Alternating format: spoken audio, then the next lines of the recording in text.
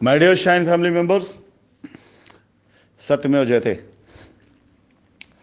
आपके सामने माननीय उच्च न्यायालय की ऑर्डर की कॉपी आपको मिल भी चुकी होगी और साथ ही साथ उसका हिंदी अनुवाद मैंने आप सभी लोगों को प्रेषित किया है। सारी डिटेल तो मैं रात को आज की तारीख बदलने से पहले मैं आप लोगों को दूंगा, लेकिन मुख्यतः मैं अपने शाइन परिवार के उन सभी एसोसिएट और कस्टमर्स जो ऐसे भ्रामक न्यूज़ों से भ्रमित होते हैं उनका ध्यान ले जाना चाहूँगा कि आप किसकी बात मानते हैं। सबसे पहले वो लोग जो भ्रामक न्यूज़ फैलाते हैं।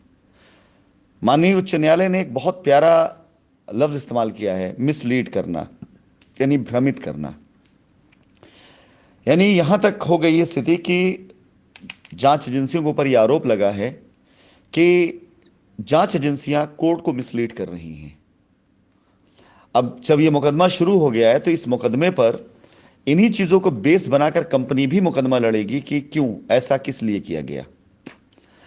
ये सिर्फ ऑर्डर ही नहीं है, बल्कि शाइन परिवार की इस लड़ाई में शाइन परिवार के लिए एक ऐसा टूल्स कह सकते हैं कि ठीक है, मिसलीड किया जांच एजेंसीज ने। अब ये बात साबित हो गई, जो हम पर आरोप लगा, जो अखबारों की सुर्खियां बनी कि जेल में रहते हुए डायरेक्टर ने करोड़ों की ज़मीन बेच दी और पता नहीं क्या क्या चीज़ें लोगों ने आरोप लगाया। आपने देखा होगा पीछे मीडिया की खबरों में बेइंतहा खबरें छप रही थी।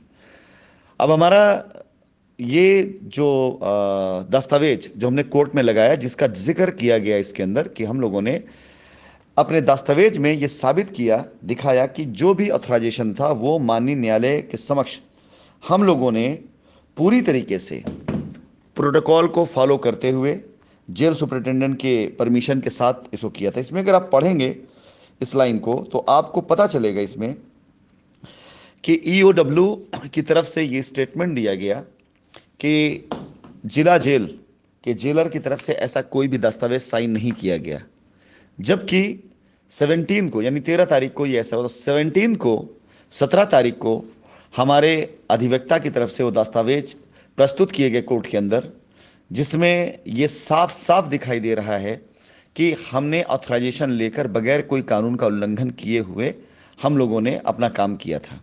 और कोर्ट ने इसको माना और कोर्ट ने बाकायदा टिप्पणी करी है कि ऐसा इसलिए किया गया जिससे कोर्ट को मिसलीड किया गया है। यानी ये दावा सिरे से खारिज होता है कि कंपनी ने कोई गलत काम किया, गलत बयानी करी। हर एक चीज आप देखेंगे ऐसी गिरी। अब आते हैं इस पूरे के पूरे प्रकरण में जो एसवीसी और जेडीवीसी का जिक्र किया गया है। ये एसवीसी जेडीवीसी वाले वो लोग हैं जिन्होंने खुद पैसे लिए। यानी एक्स पार्टी ने, ऐसी बहुत सी एफआईआर मैंने पढ़ी है, एक्स पार्टी ने कस्टमर से पैसे लिए खुद एसवीसी जेडीवीसी के नाम पर। वो कंपनी में नहीं आया, वो पैसे कंपनी बिल्कुल नहीं डाले गए, वो पैसे उन्होंने खुद रखे।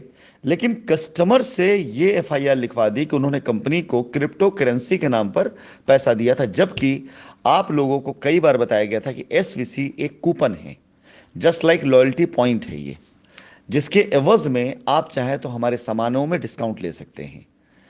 अब इन्होंने, मैं आप सभी कस्टमर बताना चाहूंगा जो ऐसी एफआईआरों में गए, ध्यान रखिएगा, क्योंकि हमारी तरफ से अगर हमसे सवाल किया जाएगा तो हमारी तरफ से जो जवाब है वही होगा जो हम साबित कर पाएंगे, वही जवाब जो हम दे पाएंगे।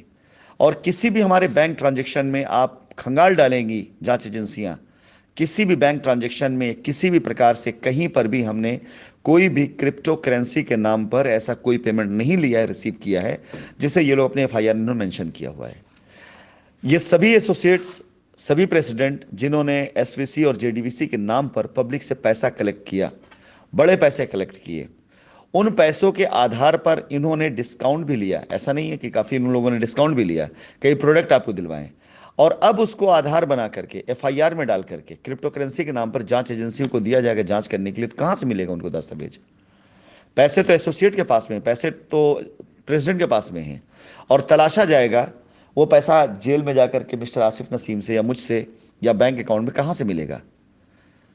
तो ऐसे कई भ्रामक तथ्य आपके सामने अब निकल करके सामने आएंगे। अब तक हम पे जो आरोप लगे हमने उसके साक्ष्य नहीं दिए थे, अब साक्ष्य देना हम शुरू करेंगे। आप तब देखेंगे कि विकेट गिरना शुरू हो जाएगा, जैसा आज पहला ये विकेट कि इस जांच में जिसमें यह कहा गया कि विदाउट किसी प्रोटोकॉल को फॉलो किए हुए कंपनी ने कई जमीनें लिख डाली हैं। अभी आप देखेंगे इसके अंदर एक और डेटा दिया गया है। उस डेटा से मैं अगर आप लोगों को समझाना चाहूँ तो समझने वाली बात है। इसके अंदर रिकॉर्ड में दिखाया गया है कि कुछ 400 से अधिक एफआईआर हैं। सॉरी, इसमें जो चीज़ दिखाया गया प्लॉट की रजिस्ट्री के लिए कि 237 करोड़ रुपया इकट्ठा किया है 1467 भूखंडों की पेशकश की। यानी यहाँ दिया गया कि श्री गोयल विद्वान अधिवक्ता सरकारी अधिवक्ता यानी गवर्नमेंट लॉयर की तरफ से प्रस्तुत किया गया कि विभिन्न परियोजनाओं में shine city group of company ने बिक्री के लिए 1467 भूखंड यानी 1467 प्लॉट की पेशकश की और 237 करोड़ रुपए से अधिक एकत्र किए। एकत्र करने मतलब होता है बैंक में गया। लेकिन अगर इसको आप आज की तारीख बता दूं, 237 करोड़ रुपए को अगर 1467 से आप डिवाइड कर देंगे तो ये तकरीबन पर प्लॉट 16 लाख रुपए के आसपास की रकम बनती है। आप मुझे खुद बताइए कि 16 लाख रुपए किस प्लॉट की कीमत थी शाइन सिटी में? 16 लाख रुपए पर प्लॉट किस, आप खुद देख लें कि अगर ये प्रश्न हमारे सामने आएगा हम इसका क्या जवाब देने वाले हैं। एक रसीद, एक ट्रांजैक्शन, एक प्लॉट, कहीं पर भी हमारा 16 लाख रुपए पर प्लॉट की दर से कोई प्लॉट ही नहीं था हमारा। 237 करोड़ रुपए के ट्रांजैक्शन से हमें एतराज नहीं है। हमें 1600, ये जो 1467 प्लॉट, इससे एतराज नहीं है। संख्या इससे ज़्यादा हो सकती है। लेकिन ये जो भ्रामक फिगर दिया है लोगों ने कि लोगों ने इन्वेस्टमेंट किया किसी और को, पैसा किसी और लिख दिया उठा करके, ये सोच करके कि राशिद नसीम लौट करके नहीं आएंगे, शाइन सिटी फाइट नहीं करेगी और ये अरेस्ट हो जाएंगे या भाग जाएंगे, जो भी होगा, और ये टेंशन फ्री होकर अपने घरों में बैठ करके जनता से जमा किए गए पैसे से ऐश करेंगे। एक एसोसिएट हमारे यहाँ पर हैं, मैं अगले एक दो वॉइस नोट में उनका नाम लूँगा। उन्होंने ही 60,000 करोड़ का सबसे पहले बार जिक्र किया और उन्होंने जो अपनी डाली है पीआईएल, उस पीआईएल उन्होंने इतना खतरनाक फंदा अपने लिए खुद डाल रखा है कि उस फंदे में खुद ही फंसने वाले हैं वो। फिलहाल मेरी रात की वॉइस नोट का इंतजार करिएगा। इस 2 पेज को पढ़ने के बाद, बाकी तो आप लोग समझदार है, पढ़ ही लेंगे पूरा। आप देखेंगे कि इसमें हम पर जो आरोप लगे हैं वो आरोप साबित ना कर पाने के कारण जांच एजेंसियों को बार बार फटकार लग रही कि जांच ठीक से नहीं कर रहे हैं। हमारा अकाउंट आपके पास में है, हमारे कंपनी का सीआरएम आपके पास में है, हमारे डायरेक्टर आपके पास में है, पूरा का पूरा शाइन ग्रुप का साइट वहाँ आपके पास में है, हर चीज़ आपके पास में है, हर दस्तावेज आप पास में है। आप साबित करिए ना कि हम पर लगा आरोप सही है। कोर्ट की जितनी भी तारीखें आएंगी हम हर तारीख में सपोर्ट करेंगे हर उस जांच एजेंसी को जो जांच एजेंसी जांच को सही तरीके से करना चाह रही हैं। उन्हें हम सही डेटा देंगे, सही डेटा मिलेगा। आरोप एक अलग चीज़ है और जांच में जो तथ्य निकल सामने है वो बिल्कुल अलग है। दोनों में ज़मीन और आसमान का अंतर है। अगर तथ्यों को खंगाला जाएगा तो आरोप को डिनाई करना पड़ेगा। आरोप डिनाई करेंगे तो मुकदमा गिर जाएगा और कस्टमर की तरफ से फाइल की गई बहुत ढेर सारी एप्लीकेशन, एफआईआर वो ख़त्म हो जाएंगी। लेकिन अगर उसे ही साबित करने के लिए खड़े रहेंगे तो शायद मेरे ख्याल से तथ्य को इकट्ठा ना किया जा सके। इसलिए आवश्यक है इस पूरे प्रकरण में तथ्यों को इकट्ठा करना।